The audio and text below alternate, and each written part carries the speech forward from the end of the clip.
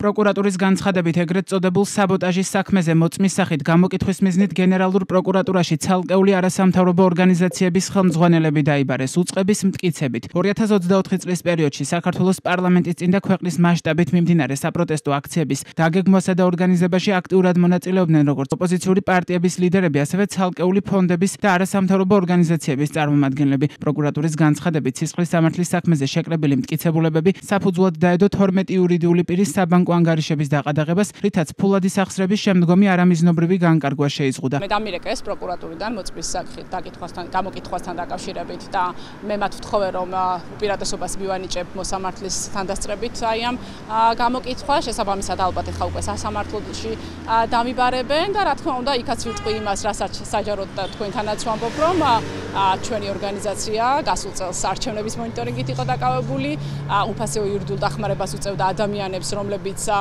ნაცემი იყვნენ ფიზიკურად თუ დაკავებული, მათ შორის პოლიტიკური ნიშნით სამსახურიდან გათავისუფლებული, ამიტომ ჩვენი სიმართლე ჩვენთვის რა თქმა უნდა არის ძალიან ცხადი, რაც შეეხება მათი მხრიდან, ესე ვთქვათ, როგორ წარიმართება არ ვიცი, თუმცა სამწუხაროა, რომ ჩვენი დობა სახელმწიფო ინსტიტუტების მიმართ არ გვაქვს მაღალი ყველა იმ პროცესიდან გამომდინარე, რაც დღეს ქვეყანაში ხდება. ეს არის მორიგი თავდასხმა და მცდელობა გაუქმების სამოქალაქო საზოგადოების ამ ქვეყანაში, თუმცა გულწრფელად მინდა გითხრათ, რომ ორგანიზაციები თუ ინდივიდები და ჩვენ პერსონები რა თქმა უნდა არ გავჩერდებით, იმიტომ რომ ჩვენ გვინდა რომ ეს ქვეყანა იყოს დემოკრატიული, ევროპული და ამისთვის ბრძოლას გავაგრძელებთ. უწყებამ 7 არასამთავრობო ორგანიზაციის ანგარიშების დაყადაღების შესახებ ინფორმაცია 27 აგვისტოს გაავრცელა. ესენია სამოქალაქო საზოგადოების ფონდი, სამართლიანი არჩევნები, ინფორმაციის თავისუფლების განვითარების ინსტიტუტი, დემოკრატიის მცველები, საფარი, საქართველოს დემოკრატიული ინიციატივა და სოციალური სამართლიანობის ცენტრი. თუ პროკურატურას დაუჯერებთ ამ ორგანიზაციების მიზნობრივი ფინანსებით დემონსტრანტებისთვის დამცავი საშუალებები შეიძინეს, რომელსაც აქციის მონაწილეები უწყების ვერსიით პოლიციასთან ძალადობრივი დაპირისპირების დროს აქტიურად იყენებდნენ.